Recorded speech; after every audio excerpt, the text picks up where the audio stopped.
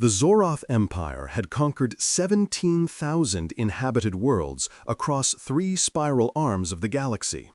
Their dominion stretched across distances that would take light itself millennia to traverse, and in all that vast expanse of subjugated space, they had never encountered a species they could not break.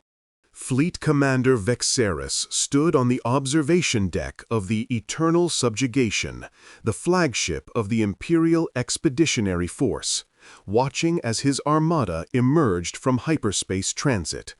Behind him, arranged in perfect geometric formations that spoke to centuries of military tradition, came the might of the Zorath war machine.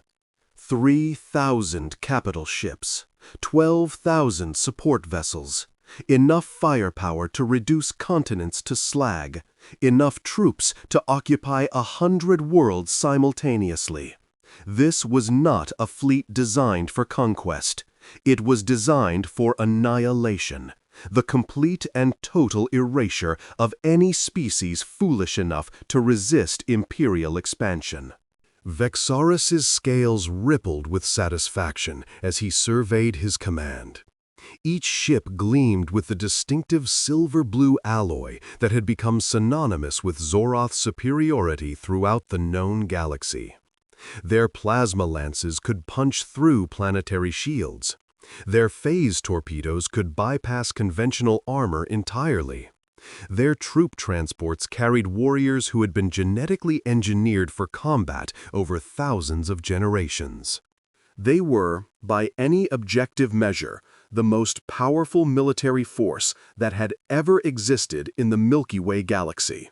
"Commander," his tactical officer called out, her voice carrying the clipped efficiency that marked all Zoroth military personnel.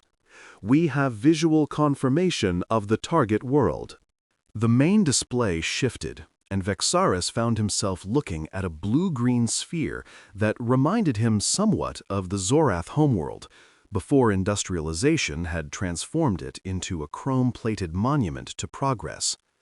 This world still bore the marks of primitive civilization: visible city lights on the night side, orbital debris consistent with early spacefaring technology, and the telltale electromagnetic signatures of a species still using radio waves for communication. Earth, the natives called it, the third planet of an unremarkable yellow star in an unremarkable corner of the Orion Arm. "Commence linguistic analysis," Vexaris ordered.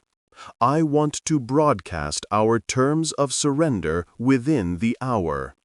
The communications officer bent to his task, sifting through the cacophony of signals emanating from the primitive world below. The Zorath had perfected the art of rapid language acquisition. It was necessary given the diversity of species they had conquered.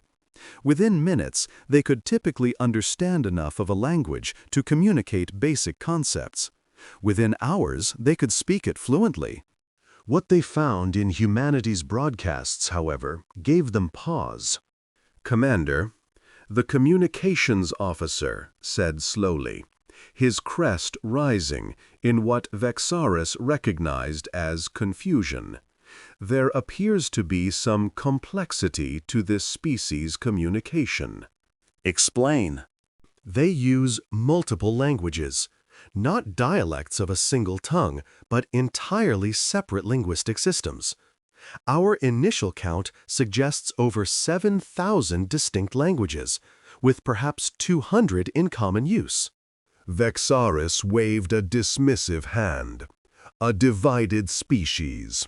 That will make conquest easier. Select their dominant language and proceed." "That is the other complexity, Commander. They do not appear to have a dominant language in the way we understand it. There are several that are more widely spoken than others, but no single tongue that could be considered universal." This was unusual, but not unprecedented. Some primitive species failed to achieve linguistic unity before their conquest. It merely meant more work for the occupation forces. "Select the most widely spoken language and broadcast our demands in that." Yes, Commander. I should note, their broadcasts contain extensive references to what appear to be fictional conflict scenarios, stories of war, invasion, resistance. They seem to have a cultural fascination with the concept of combat. Vexaris's scales shifted to a darker shade, the Zorath equivalent of a predatory smile. Good. Perhaps they will understand what is about to happen to them. Perhaps they will be wise enough to surrender immediately. The communications officer turned back to his station and began preparing the broadcast. Standard Imperial protocol for first contact with a pre-conquest species. Announce their presence, outline the terms of surrender, and give the natives a single rotation of their world to comply before the bombardment began. It had worked on 17,000 worlds. The Zorath saw no reason why it wouldn't work on one more. The broadcast went out on every frequency, overriding civilian communication systems, military channels, and entertainment broadcasts alike. For exactly 3 minutes, every screen, every radio, every network device on Earth displayed the same message. The image showed Fleet Commander Vexaris in his full ceremonial armor, the might of the Zorath fleet visible through the observation windows behind him.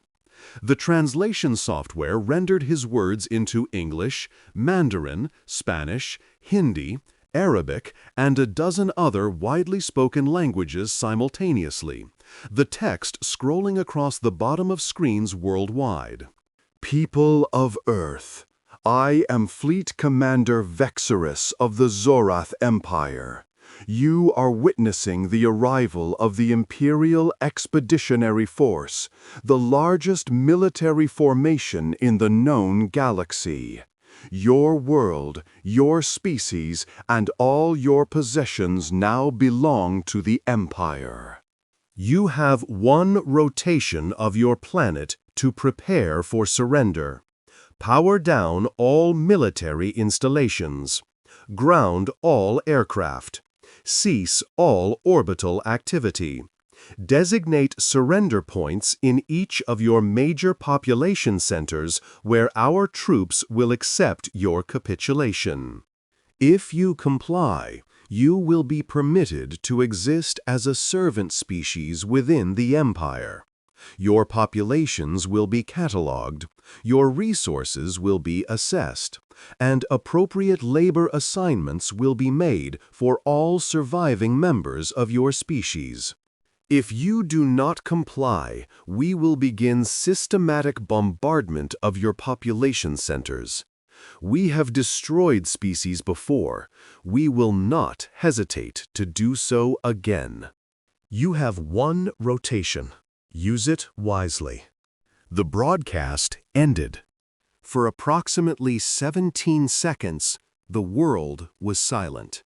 And then humanity began to react.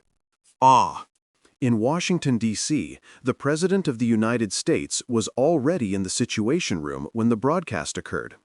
She had been awakened 45 minutes earlier when NORAD detected the hyperspace signatures of the incoming fleet. Signatures that matched nothing in any database. Signatures that should have been physically impossible according to everything humanity thought it understood about the universe. Well, President Sarah Chen said into the stunned silence that followed the broadcast, I suppose that confirms we're not alone in the universe.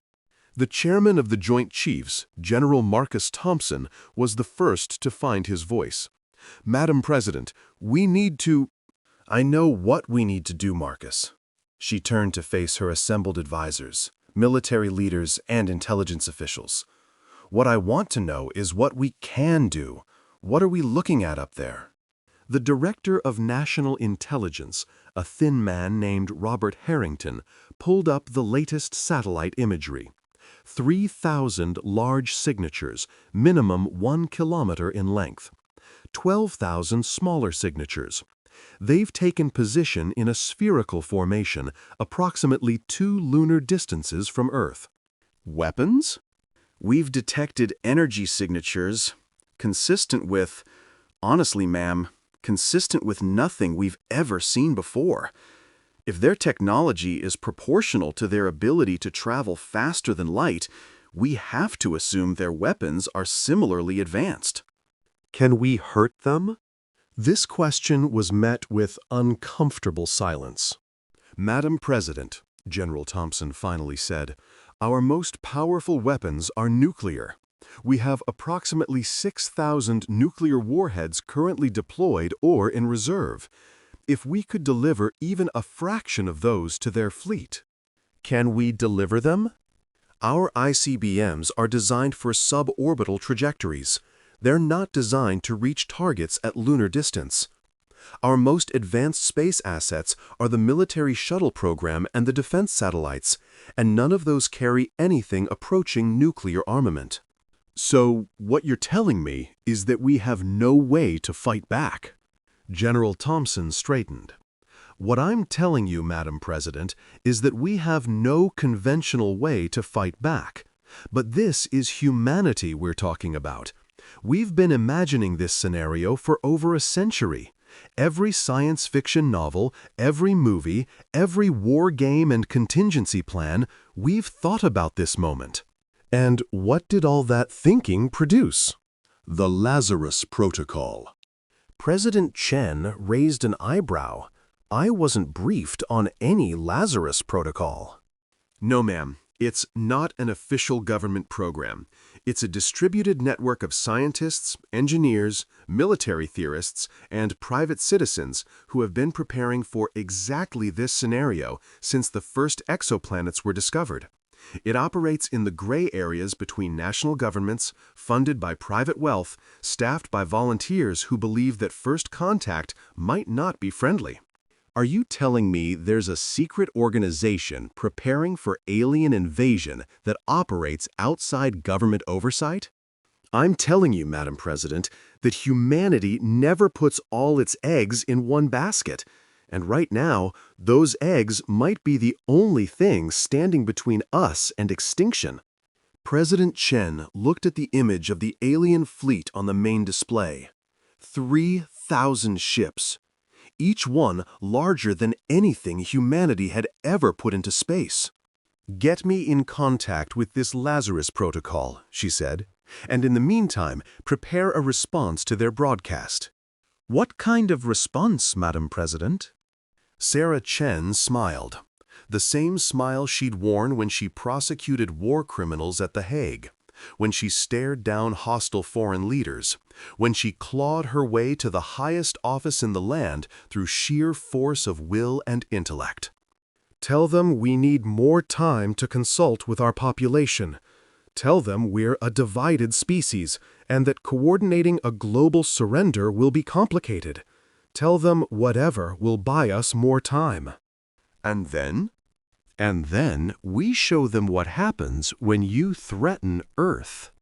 Dr. Alina Vasquez had spent 37 years preparing for this moment. She had been 8 years old when she first looked up at the stars and felt, with a certainty that bordered on religious conviction, that something was out there. Something vast, ancient, and potentially hostile. She had spent every moment since that night preparing for the day when that something would finally arrive. Now, standing in the primary control center of Lazarus Station, a facility hidden beneath the mountains of Switzerland, funded by a consortium of billionaires who shared her concerns, staffed by the most brilliant minds she could recruit from every nation on Earth, she watched the alien broadcast with the calm satisfaction of someone who had been proven right. "Timeline?" she asked. Her second-in-command, Dr. James Okonkwo, consulted his tablet. 23 hours until their deadline. All global cells are reporting in. Asset deployment is proceeding on schedule. What about the government channels? President Chen has made contact. She's requesting information about our capabilities and assets. The other major powers are doing the same. China, Russia, the EU, India. They're all reaching out through back channels. Good. Patch me through to all of them simultaneously. It's time they understood what we've been building. The main display shifted to show a video conference with the leaders of every major nation on Earth. Elena noted with grim amusement that despite the existential crisis facing their species, several of them still looked like they wanted to argue with each other. Old habits, it seemed, died hard. "Ladies and gentlemen," Elena began, "my name is Dr. Elena Vasquez. For the past 4 decades, I have led an organization dedicated to preparing humanity for exactly this scenario. I will be brief, because we have limited time. We have spent 30 years building weapons that the governments of the world either couldn't or wouldn't develop. Weapons based on theoretical physics, material science, and engineering principles that were deemed too dangerous, too expensive, or too politically sensitive to pursue through official channels. We have also spent 30 years developing the infrastructure to deploy these weapons effectively. Hidden launch facilities, orbital assets disguised as civilian satellites, underground factories capable of producing military hardware without being detected by any intelligence agency. The short version is this: we have the ability to fight back. The longer version is more complicated." President Chen leaned forward. "Fight back how? Their ships are at lunar distance. We don't have anything that can reach them." "We do now," Elena gestured, and the display changed to show technical schematics. 37 years ago, a theoretical physicist named Dr. Sarah Tanaka proposed a method for achieving practical, faster-than-light travel using quantum entanglement and exotic matter. Her work was dismissed by the scientific establishment as impossible. She came to us. For the past 3 decades, we have been building ships based on her designs. They're small, nothing like those behemoths up there, but they're fast, they're maneuverable, and they're armed with weapons that the Zorath have never encountered.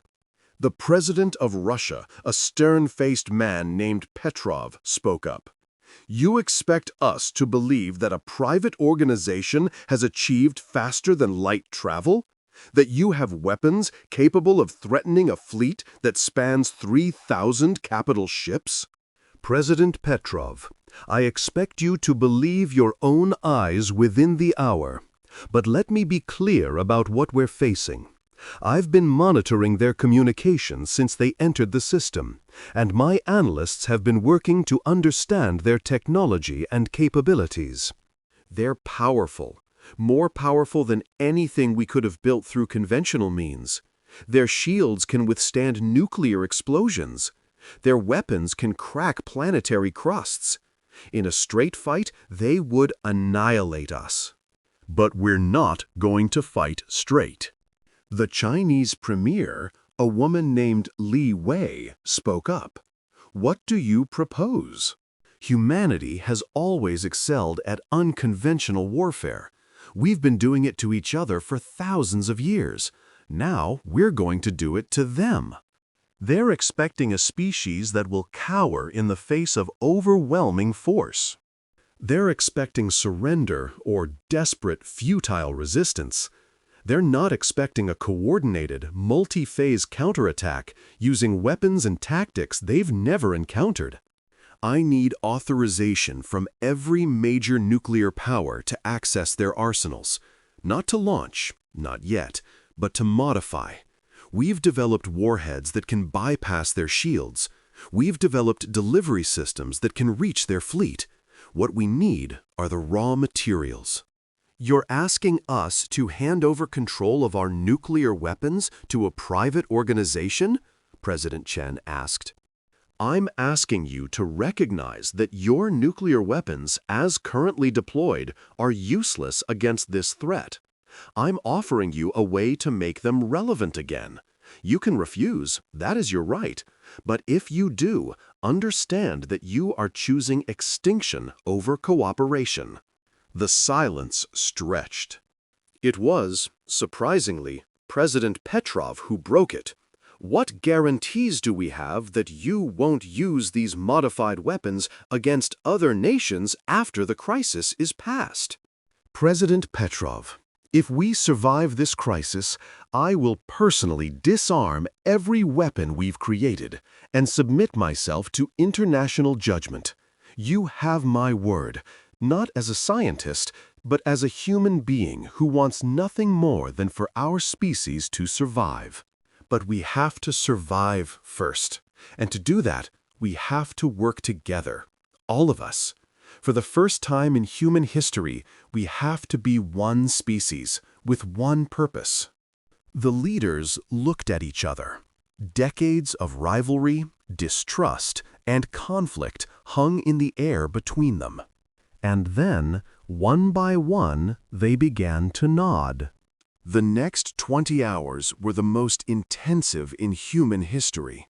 Across the globe, military forces that had been trained to fight each other began coordinating with unprecedented efficiency. Nuclear warheads were carefully extracted from missiles and transported to hidden Lazarus facilities.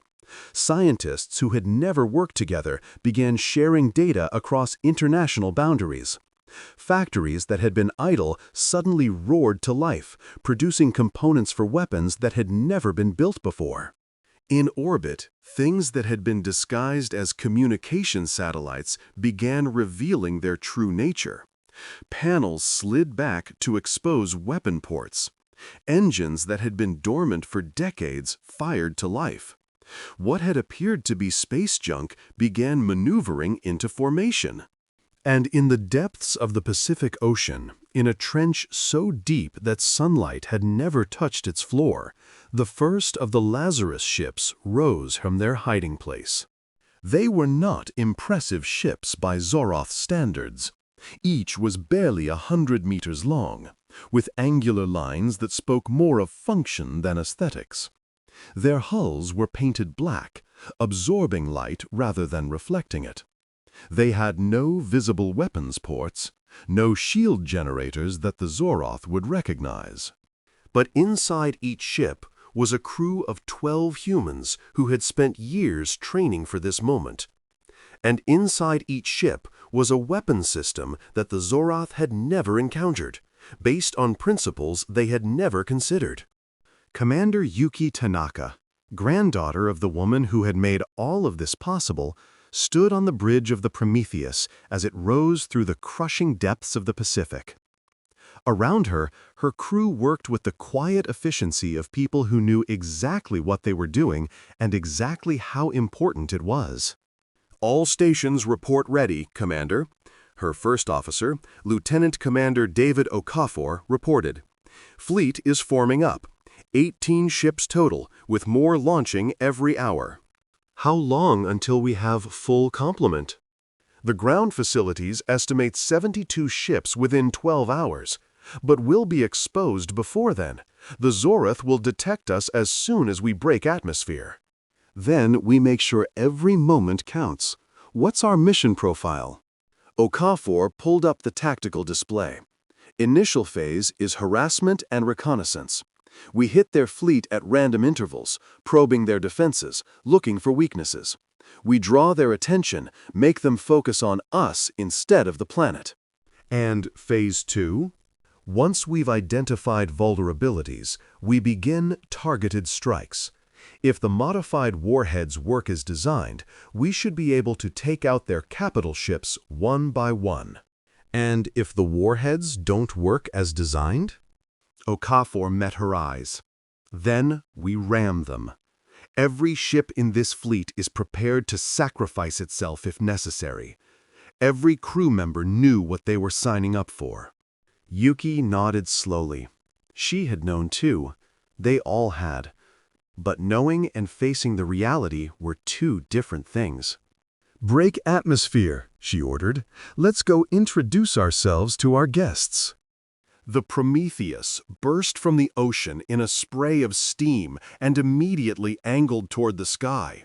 Within seconds, its exotic matter drive engaged, and the ship was gone, a blur of motion that violated everything the Zoroth thought they knew about physics. On the observation deck of the Eternal Subjugation, Fleet Commander Vexaris was reviewing reports when his tactical officer's voice cut through the routine. "Commander, we have unknown contacts emerging from the planet." Vexaris looked up sharply. What kind of contacts? Small craft, 18 of them. Commander, they're moving at impossible speeds. Our sensors can barely track them. Impossible speeds? Vexaris moved to the tactical display. What do you mean, impossible? They're exceeding the speed of light in normal space. Not hyperspace transit. They're moving faster than light without entering hyperspace. That was indeed impossible. Hyperspace transit was the only known method of exceeding light speed. It had been the foundation of Zorith expansion, the key to their empire's dominance. To suggest that there was another way? "They're approaching the fleet, Commander. Intercept in. They're here." The Prometheus flashed past the Eternal Subjugation close enough for Vexaris to see it through the observation windows. A black dart moving so fast that it should have been invisible, but somehow slowing just enough to be seen before vanishing again. And as it passed, something struck the ship. Not a torpedo, not a plasma lance, nothing that the Zoroth sensors recognized. Just a brief pulse of energy that seemed to reach through the shields as if they weren't there. The lights on the observation deck flickered. "Report," Vexaris commanded. "Minor damage to secondary systems, Commander. They bypassed our shields. I don't know how, but they bypassed our shields completely." Vexaris felt his scales shifting to a pale shade he had never experienced in combat before. It was, he realized with shock, the color of fear. "All ships, battle stations. Target those contacts and destroy them." Across the Zoroth fleet, weapon systems came online. Thousands of plasma lances swiveled to track the tiny human vessels that were now darting among them like insects among giants. The order to fire rippled through the fleet. Space lit up with energy. And hit nothing. The human ships were simply too fast, too maneuverable. They danced between plasma bolts, slipped past phase torpedoes, twisted through killing fields that should have reduced them to atoms. And all the while, they kept striking. Brief pulses of unknown energy that slipped through Zoroth shields and caused damage that seemed minor but began to accumulate. "What is this?" Vexaris demanded. "What are they hitting us with?" His science officer, who had been analyzing the energy signatures, looked up with an expression Vexaris had never seen on a Zorath face before. "Commander, they appear to be targeting the quantum coherence of our systems. They're not destroying our ships, they're destabilizing them at the subatomic level. If this continues, our vessels will simply cease to function."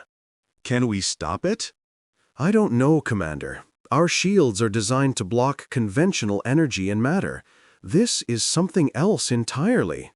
Vexaris watched as another human ship flashed past, leaving a trail of flickering lights across the hull of a nearby battleship. The battleship's weapons fell silent. Its engines stuttered.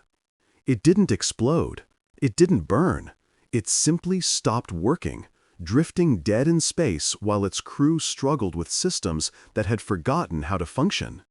"Get me the Supreme Admiral," Vexaris commanded. "Immediately." Supreme Admiral Kethrix received the report from Fleet Commander Vexaris with a mixture of disbelief and growing fury. He was aboard the Imperial Will, the largest vessel in the Zorath Armada, a dreadnought 3 kilometers long, bristling with weapons that could crack moons. He had come on this expedition personally because the conquest of new species was a matter of honor for the imperial leadership, and because he had grown bored with the administrative duties that came with supreme military command. Now, for the first time in his 3 centuries of life, he was facing something he didn't understand. "You're telling me," he said slowly, "that 18 small craft are threatening a fleet of 3,000 capital ships?" "They're not threatening, Supreme Admiral. They're attacking, and they're causing damage we cannot repair." "Then stop them." "We can't, Supreme Admiral. They're too fast. Our weapons can't track them. Our shields don't stop them. They pass through our defenses as if they don't exist." Kethrix's scales rippled with rage. "This is unacceptable. This species was supposed to be primitive. You told me they had barely achieved orbital capability." "They did, Supreme Admiral. As of our last intelligence assessment, they had no faster-than-light capability, no weapons capable of threatening our vessels, no—" "Your intelligence assessment was clearly wrong." Kethrix slammed his fist against the command console. "I don't care how you do it. Stop those ships. Deploy fighters. Form defensive formations. Do whatever it takes." "Yes, Supreme Admiral." The connection terminated, and Kethrix stood in the center of his bridge, trying to process what was happening.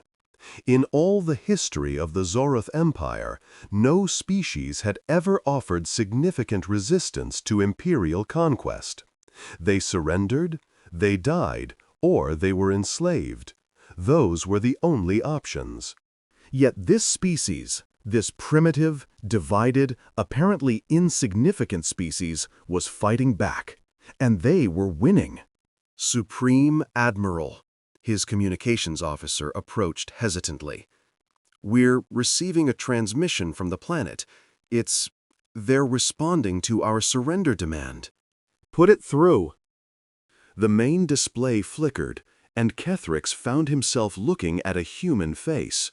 Female, according to the intelligence briefings, with dark hair and eyes that held no fear whatsoever. "Supreme Admiral Kethrix," President Chen said, "I'm told you're the one in charge of this fleet. I wanted to speak with you directly." Kethrix straightened to his full height, an imposing 2.5 meters that had intimidated countless species before. "You dare address me? Your species was given a simple choice: surrender or die. You have chosen death." "Have I?" President Chen smiled. "From what I understand, it's your ships that are dying up there. How many have my people disabled so far? A dozen? 2 dozen? Minor losses. We have 3,000 capital ships. Your tiny fleet cannot—" "Our tiny fleet is a distraction, Supreme Admiral. While you've been focused on our ships, you haven't noticed what else we've been doing." Kethrix felt a chill run down his spine. "What are you talking about?" "Check your sensors. Look at what's been happening while your attention was elsewhere." Kethrix turned to his tactical officer. "Report!" The officer's face went pale, an astonishing transformation for a species that normally maintained rigid emotional control. "Supreme Admiral, we're detecting launches from the planet's surface, hundreds of launches. They're heading for our fleet." "Missiles? Destroy them!" "They're not missiles, Supreme Admiral. I don't know what they are. They're not following ballistic trajectories. They're maneuvering, and they're accelerating faster than anything we've ever seen."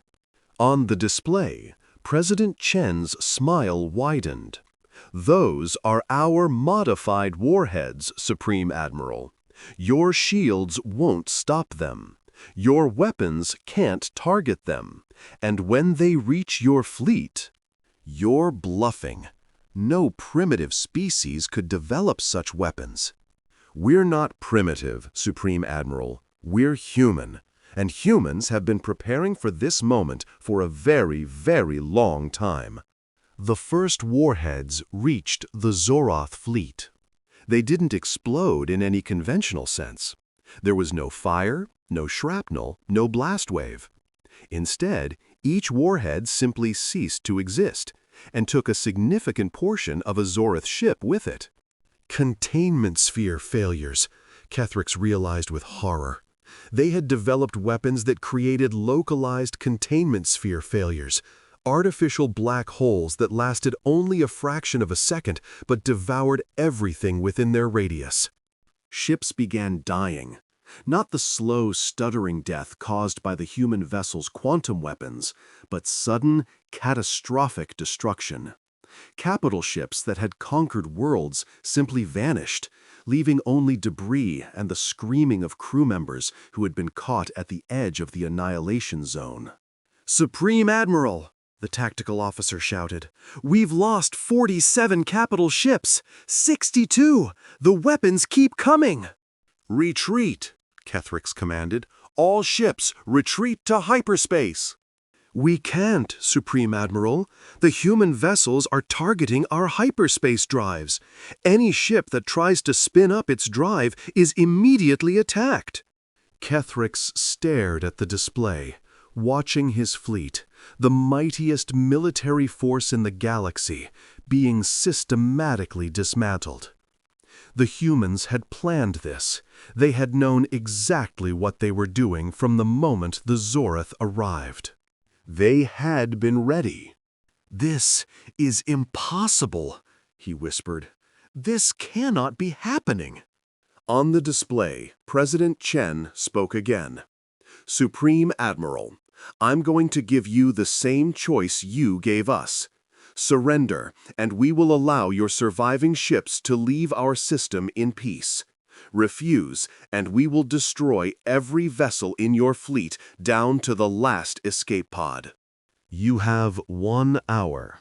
Use it wisely." The transmission ended. The hour that followed was the longest in Zorath military history. Supreme Admiral Kethrix watched his fleet die. Ship by ship, the mightiest armada ever assembled was being reduced to expanding clouds of debris. The human weapons were relentless. The containment sphere generators, the quantum destabilizers, and conventional weapons that had been hidden among the planet's orbital debris now revealed and adding their fire to the destruction.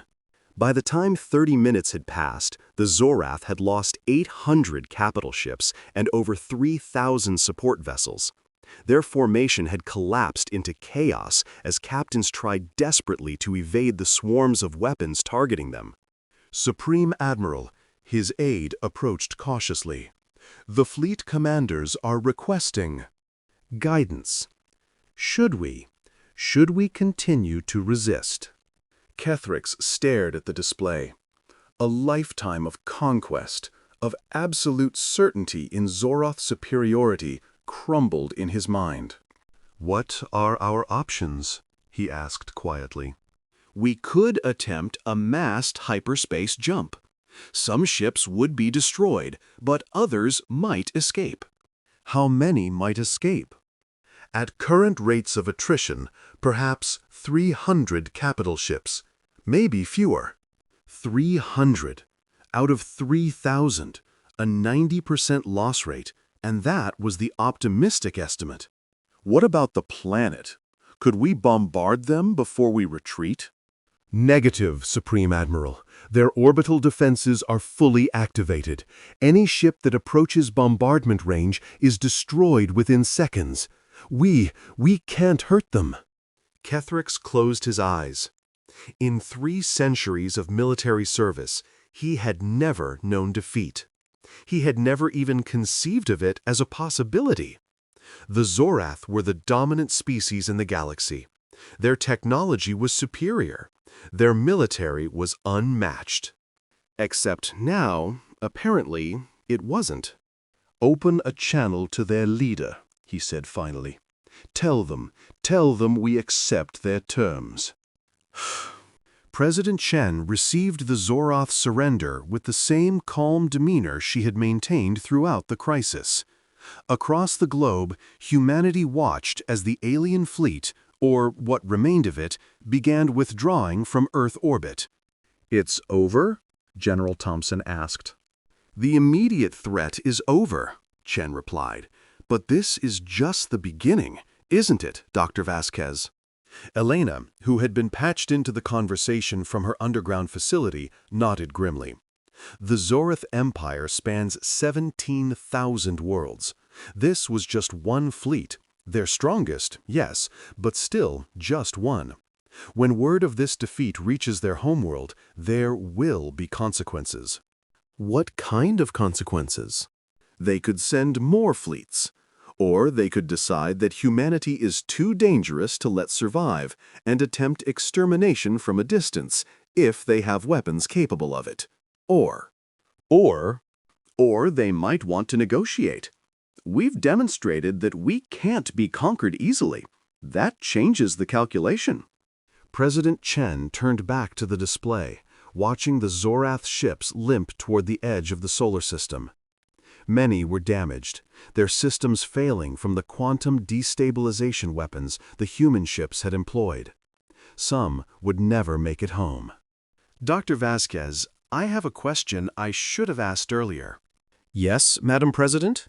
You said you've been preparing for this for 37 years. That means you started when you were a child. Why? What made you so certain that first contact would be hostile? Elena was silent for a long moment. When she spoke, her voice carried a weight of conviction that seemed almost spiritual. Because I understood what humanity is, Madam President. I understood that any species capable of reaching the stars would have to be aggressive, ambitious, and resource-hungry, just like us. The galaxy is vast, but resources are finite. Competition is inevitable. And I also understood something else, something that the Zorath clearly didn't. What's that? That humanity has spent its entire existence fighting for survival, against nature, against each other, against every obstacle the universe has thrown at us. We're not a species that surrenders. We're not a species that accepts defeat. When our backs are against the wall, we don't give up, we get creative. The Zorath came here expecting to find a primitive species that would cower before their might. Instead, they found the most stubborn, creative, and dangerous species in the galaxy. They found humanity. President Chen nodded slowly. And now? Now we prepare for what comes next. The Zorath will return, or their rivals will come investigating. The galaxy has noticed us, Madam President, and the galaxy is not a friendly place. But we're not alone anymore. The Lazarus Protocol, your organization, you've been operating in secret for decades. That ends now. I agree. It's time for humanity to know what we've built. And it's time for humanity to start building more. In the weeks that followed, the world learned the truth about the Lazarus Protocol. It was not a single organization, but a network of thousands. Scientists who had believed that conventional physics was incomplete. Engineers who had built impossible machines in secret workshops. Military theorists who had designed strategies for wars that might never come. They had operated in the shadows because no government would have sanctioned their work, because the implications of their research were too destabilizing, because the technology they were developing was too dangerous. But they had saved humanity. And now, with the threat from the stars revealed, their secrecy was no longer necessary.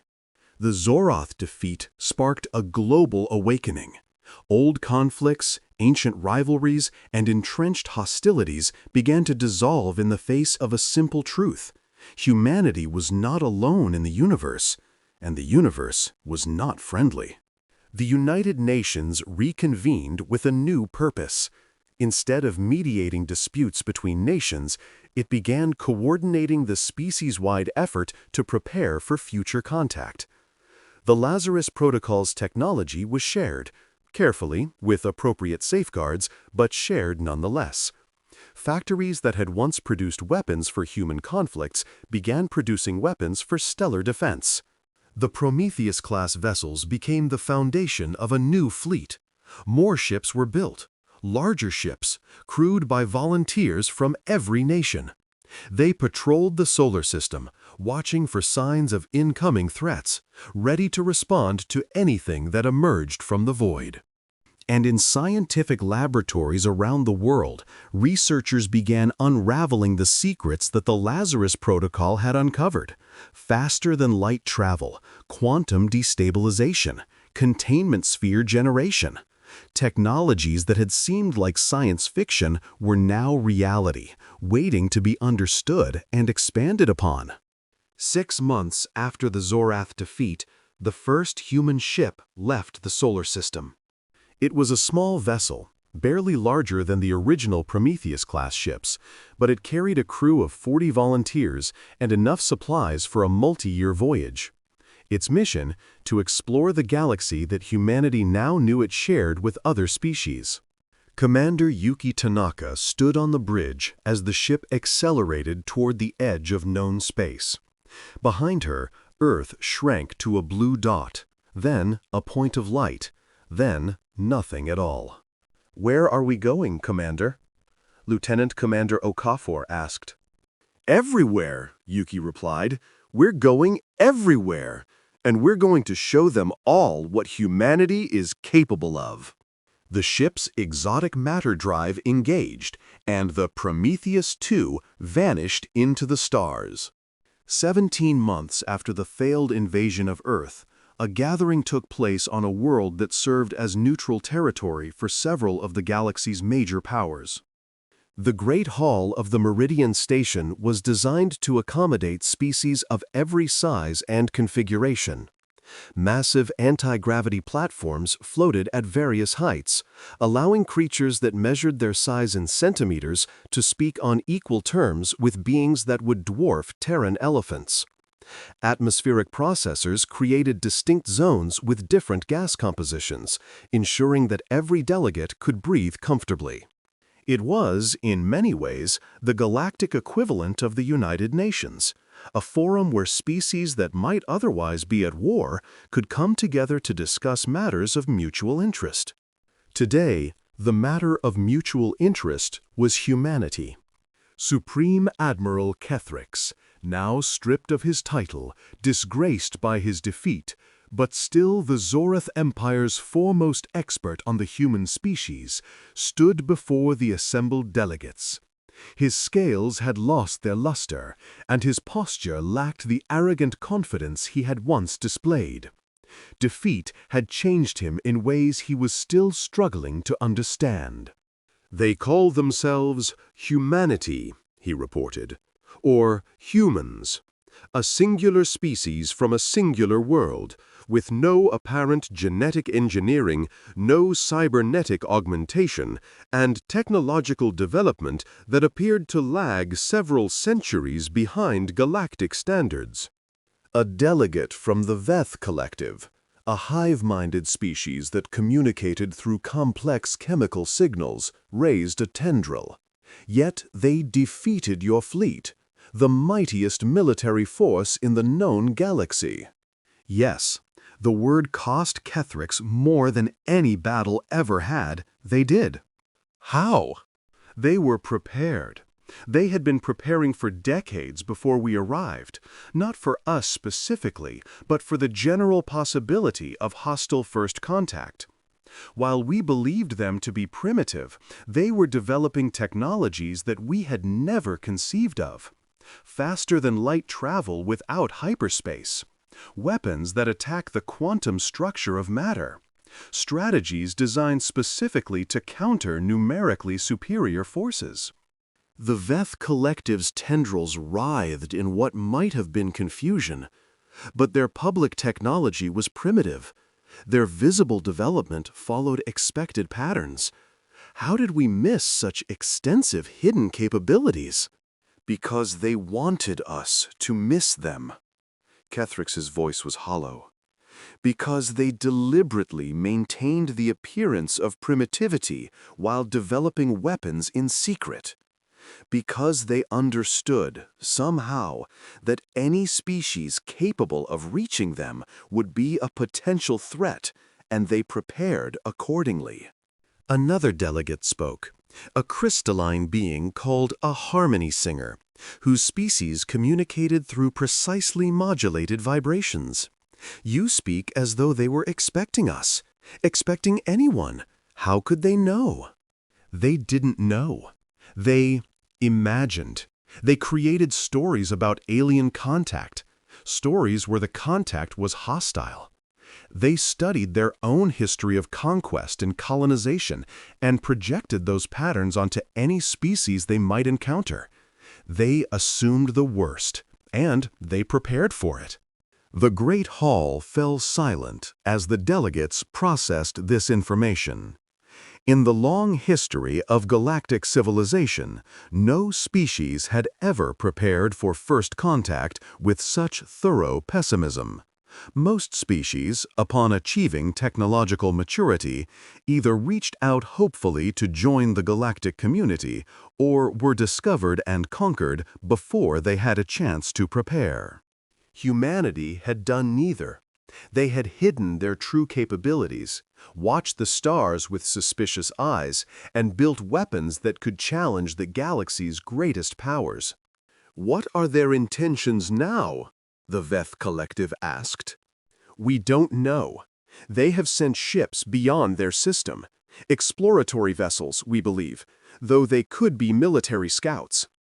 They have not attempted to contact any galactic power directly. They appear to be watching, learning. Do they intend to conquer? To expand like the Zorath? Kethrix hesitated.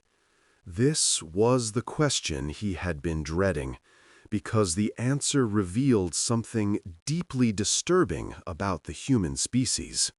We analyzed their cultural transmissions extensively after our defeat, he said slowly. Their history, their literature, their philosophical traditions. What we found was contradictory. They are, simultaneously, one of the most violent and one of the most cooperative species we have ever encountered. They have waged war against each other continuously throughout their recorded history, yet they have also achieved remarkable feats of collective organization. They are capable of tremendous cruelty, yet also of profound compassion. They are fiercely territorial, yet they express genuine curiosity about other forms of life. In short, they are unpredictable. We cannot determine their intentions because they themselves do not appear to have unified intentions. Different factions of their species want different things. Some wish to explore peacefully. Some wish to conquer. Some wish simply to be left alone. What I can tell you is this. They are not a species that will be easily intimidated. They did not flinch when our fleet arrived. They did not panic when we threatened their world. They simply responded. With efficiency, with determination, and with capabilities that vastly exceeded anything we expected. If the galaxy intends to deal with humanity, we must do so with the understanding that they are unlike any species we have previously encountered. They are not superior to us in any conventional sense. Their biology is fragile, their psychology is chaotic, their society is fractured. But they have demonstrated an ability to overcome these limitations when threatened. They adapt, they improvise, they refuse to accept defeat. And they are now aware of our existence. Commander Yuki Tanaka's ship had been traveling for nearly 2 years when they encountered their first signs of alien civilization beyond Earth's solar system. It was not what they expected. The world they discovered, designated Kepler 442b in human astronomical catalogs, had once been home to a thriving civilization. The evidence was everywhere. Cities that stretched across continents, transportation networks that crisscrossed the globe, orbital infrastructure that still maintained partial functionality despite obvious damage. All of it was abandoned. All of it was silent. What happened here? Lieutenant Commander Okafor asked as they surveyed the planet from orbit. Yuki studied the sensor readings carefully. No radiation signatures consistent with nuclear weapons. No evidence of asteroid impact or natural disaster. The infrastructure is damaged but not destroyed, more like it was neglected than attacked. Disease? Famine? Possible. But look at the distribution of the damage. It's concentrated in certain areas, population centers, industrial zones. As if something targeted specific parts of their civilization while leaving others intact. The crew spent 3 weeks exploring the dead world. What they found painted a picture both fascinating and deeply troubling. The species that had lived here, they called them the architects for the elegant complexity of their constructions, had achieved a level of technological development roughly comparable to humanity's. They had built cities that harmonized with their natural environment. They had developed sustainable energy systems. They had, by all evidence, been a peaceful species, focused more on art and philosophy than on military development. And then the Zorath had arrived. The signs were unmistakable once the crew knew what to look for. Zorath weapon signatures in the ruins of defensive positions. Zorath-style containment facilities, now empty, where the surviving population had been held before transport. Zorath administrative records, still preserved in damaged computers, documenting the systematic exploitation of the planet's resources and the categorization of its people as labor resources. The architects were not extinct. They had been enslaved. How long ago? Yuki asked. The ship's science officer, Dr. Amara Osei, studied her calculations. Best estimate, approximately 400 years ago by human reckoning. The Zorath conquered this world, extracted what they wanted, and moved on. The population that wasn't suitable for labor was presumably... She didn't finish the sentence. She didn't need to. Yuki stood on the observation deck, looking down at a world that had once been home to beings who dreamed and built and created beauty. Now it was a silent monument to what the Zorath considered progress. "We need to document everything," she said quietly. "Everything we find here. Everything we can learn about what the Zorath have done. Humanity needs to understand what we're dealing with." Commander. Okafor hesitated. The council that Kethrix reported to, they knew about this. They knew what the Zorath were doing, and they allowed it. They're all complicit. Yes, they are. So what do we do about it? Yuki was silent for a long moment. Then she turned to face her crew, 40 men and women from a dozen different nations, united by their shared humanity and their shared mission. We keep exploring. We keep learning. We find out how deep this goes, how many species have been conquered or destroyed, how the power structures of the galaxy actually work. And then we go home and tell humanity the truth. Let our species decide what to do about it. And if they decide to fight? Yuki's expression hardened. Then we make sure they're ready for the fight of their lives. Because if what we've seen here is any indication, the Zorath aren't the worst thing out there. They're just the first thing we've encountered. 3 years after first contact, a new ship entered Earth's solar system. This time, humanity was ready. The Prometheus fleet, now numbering over 200 vessels, formed a defensive perimeter within seconds of detecting the incoming signature. Orbital weapons platforms locked on to the approaching vessel. Ground-based sensors tracked its every movement. An entire planet held its breath. But this ship was different from the Zorath Armada. It was small, barely larger than the original Prometheus-class vessels. It approached slowly, broadcasting signals on all frequencies that, when translated, carried a simple message. "We come to speak, not to fight. We represent species who have watched your confrontation with the Zorath. We believe there may be mutual benefit in conversation." President Chen, now in her second term and universally recognized as humanity's leader during the First Contact Crisis, personally authorized the communication. The conversation that followed would reshape humanity's understanding of its place in the galaxy. The ship carried representatives from 3 species, the Harmony Singers, the Veth Collective, and a race of aquatic beings called the Depth Speakers. They were, they explained, members of an informal coalition of species who opposed Zoroth expansion but lacked the military power to resist directly. "We have watched your species with great interest," the Harmony Singer delegate said. "When the Zoroth announced their expedition to your world, we assumed we would be documenting another conquest. Instead, we witnessed something unprecedented. You didn't just defeat the Zorath fleet. You did so without flinching, without hesitation, without any apparent fear of their overwhelming force. We have never encountered a species capable of such composure in the face of annihilation." President Chen leaned forward. "We were afraid. Every human on this planet was terrified when your fleet appeared in our skies. But we had learned long ago that fear can be a weapon as well as a weakness. We used our fear to fuel our determination." "But how did you prepare? The Zorath intelligence suggested you were centuries behind their technology level. How did you develop weapons capable of threatening their fleet?"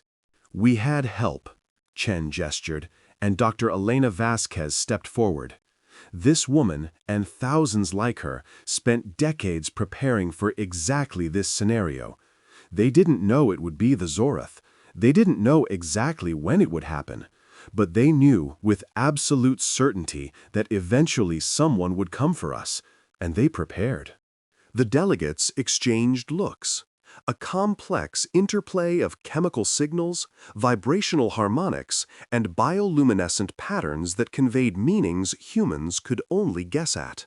"This is remarkable," the Veth Collective said finally. "Your species prepared for decades against a threat that might never have materialized. You invested enormous resources in weapons and defenses against an enemy you had never met. Why?" Elena answered, "Because we know ourselves.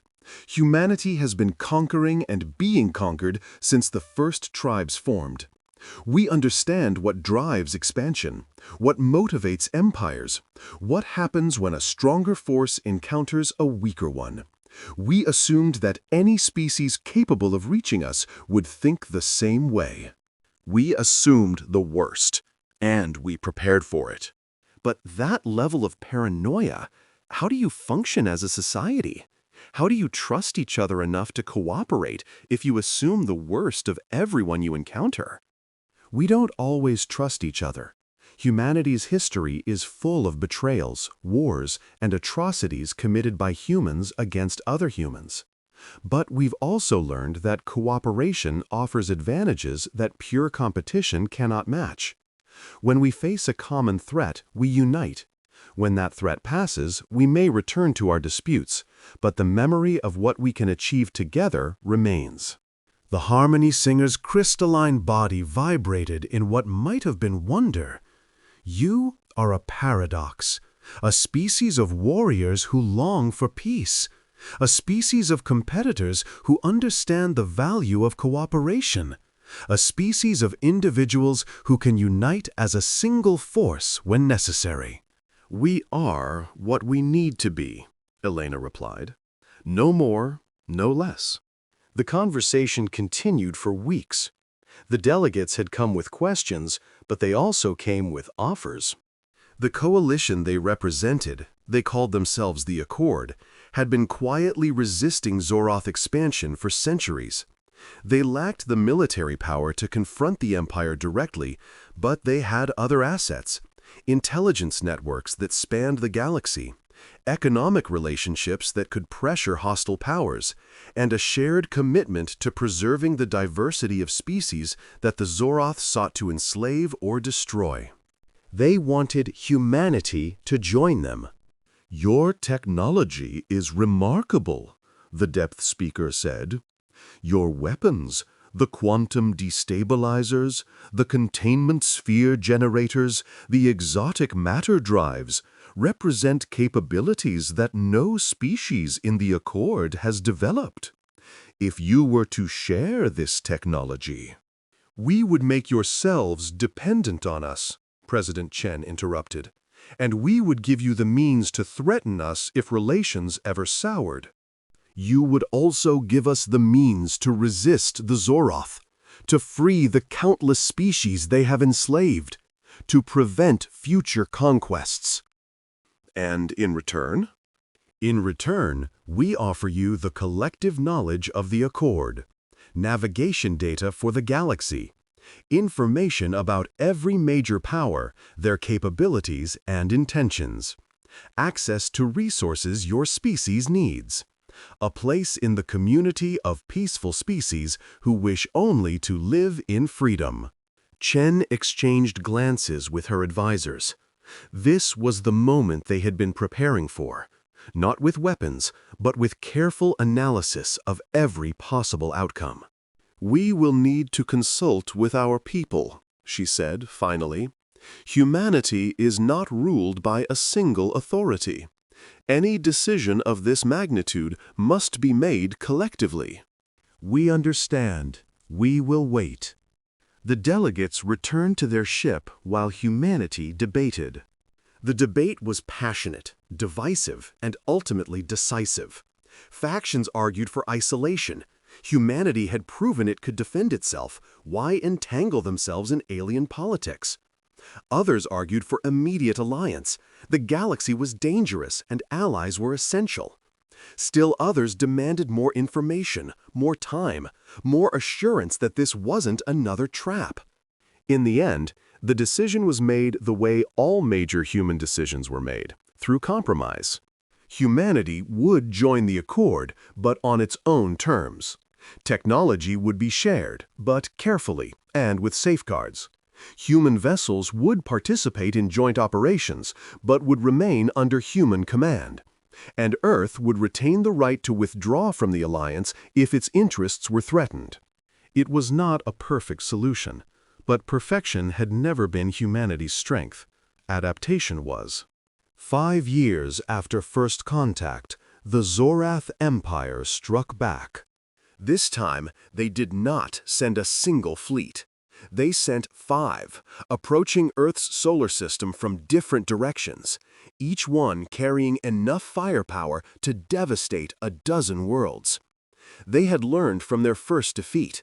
Their ships were equipped with new shields designed to resist quantum destabilization, new weapons calibrated to target human vessels, new tactics developed specifically for combat against humanity's unorthodox capabilities. But humanity had not been idle either. The Prometheus fleet had grown to over 1,000 vessels, ranging from the small attack craft of the original design to massive capital ships that rivaled anything in the Zoroth arsenal. Orbital defenses had been expanded and upgraded. Ground-based weapons could now threaten targets beyond lunar distance, and most importantly, humanity had allies. Ships from the Accord fleets arrived to join the defense, vessels crewed by species who had never lifted a weapon against the Zoroth, now fighting alongside humans for the first time in their history. The Battle of Sol, as it would come to be known, lasted 17 days. It was the largest military engagement in galactic history. Thousands of ships on both sides exchanged fire across distances measured in light minutes. Weapons that could crack planets were deployed against shields that could withstand stellar temperatures. Crews that had trained their entire lives for combat tested themselves against enemies who had conquered 1,000 worlds. Humanity did not flinch. The human ships fought with the same fierce determination that had characterized their first encounter with the Zorath. They used tactics that the Empire had never seen, swarm attacks that overwhelmed defensive systems, coordinated strikes that targeted specific weaknesses, feints and retreats that drew enemy forces out of position. And when the fighting was done, when the last Zorath ship had either been destroyed or had fled into hyperspace, when the cheering of a united humanity echoed across 100 billion communication channels, a single truth had been established beyond any doubt. Humanity could not be conquered. The aftermath of the Battle of Sol sent shockwaves through the galaxy. The Zorath Empire, which had seemed invincible for millennia, had suffered its greatest defeat in recorded history. 5 fleets, millions of soldiers, thousands of ships had been destroyed or captured. The economic cost alone would take generations to recover from, but the psychological impact was even greater. For the first time, enslaved species across the empire began to believe that freedom was possible. Rebellions broke out on dozens of worlds. Former subjects of the empire reached out to the Accord, offering intelligence, resources, and willing fighters. The carefully constructed edifice of Zorath power began to crack. And at the center of it all stood humanity. President Chen, now in her 4th term, her original 2-term limit suspended by constitutional amendment in recognition of the ongoing crisis, addressed the Galactic Council for the first time. It was an unprecedented moment. No newly discovered species had ever been granted such an honor. But humanity had earned it, not through diplomacy or tradition, but through the simple fact that they had done what no other species had ever managed. "We did not ask for this war," Chen said. "We did not seek to become warriors or conquerors. We were a young species, just beginning to explore beyond our homeworld, when the Zorath came to enslave us. We defended ourselves. We fought for our survival, our freedom, and our right to exist as we chose. And when we won, we did not seek revenge or empire of our own. We sought only to ensure that what happened to us would never happen to another species. That is why we share our technology with the Accord. That is why we fight alongside species we had never even heard of until a few years ago. That is why we stand here today, not as conquerors, but as allies." The Zorath built their empire on the assumption that strength was the only virtue that mattered, that the strong had the right to dominate the weak, that conquest was the natural order of the universe. Humanity offers a different vision, one where strength is used to protect, not to exploit, where the strong lift up the weak instead of crushing them, where diversity is valued because it makes all of us stronger. We know this vision will not be easy to achieve. We know that there will be more battles, more sacrifices, more conflicts before the galaxy is truly free. But we believe it is worth fighting for. And we will not flinch. 50 years after first contact, a monument stood in the exact location where the first Zorath broadcast had been received, a small observatory in the mountains of Chile, where a graduate student named Maria Santos had been the first human to see the alien fleet. The monument was simple, a black obelisk inscribed with the names of every human who had given their life in the defense of Earth and the liberation of the galaxy. There were thousands of names now, and more were added every year. Maria Santos, now Dr. Santos, one of humanity's most respected xenobiologists, stood before the monument on the 50th anniversary. Around her gathered dignitaries from every species in the Accord, veterans of the wars that had been fought, children who had been born into a galaxy that was slowly healing. "I remember being afraid," she said. "When I saw those ships appearing in my telescope, I thought it was the end of everything. I thought we would all die, or worse. But I also remember watching humanity's response, watching people who had spent their lives arguing with each other come together in common cause, watching scientists and soldiers, Presidents and janitors working side by side to ensure our survival. That is humanity's true strength. Not our weapons, not our technology, not even our famous stubbornness. It is our ability to find the best in ourselves when facing the worst of circumstances. The Zorath thought they were sending their strongest fleet against a primitive species. They thought they would conquer us easily, add us to their empire, and move on to the next target. They did not understand what humanity is. We are the species that climbed down from trees and spread across a hostile world. We are the species that survived ice ages, plagues, and our own destructive tendencies. We are the species that reached for the stars because we could not accept the limitations of our birth. We are the species that did not flinch when the universe sent its worst against us. And now, standing in a galaxy that is finally beginning to know peace, we can say with pride, humanity did not just survive first contact. We thrived. We grew. We became something greater than we had ever been before. Not because we were stronger than our enemies, but because we refused to be defined by our enemies, because we chose to be defined by our best qualities instead of our worst. That is the legacy we leave to future generations, not just the weapons we built or the battles we won, but the principle that guided us through our darkest hour. Humanity does not flinch, not in the face of fear, not in the face of overwhelming odds, not in the face of anything the universe can throw at us. We stand, we fight, and we never, ever give up.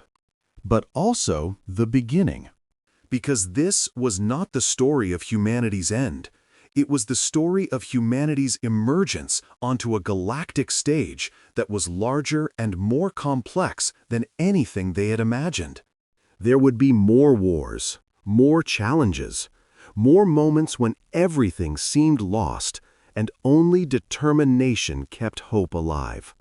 And in every one of those moments, humanity would remember what they had learned in the first desperate hours of first contact, that the strength of a species is not measured by its weapons or its technology, but by its will to survive. The Empire had sent their strongest fleet. Humanity did not flinch. And the galaxy would never be the same.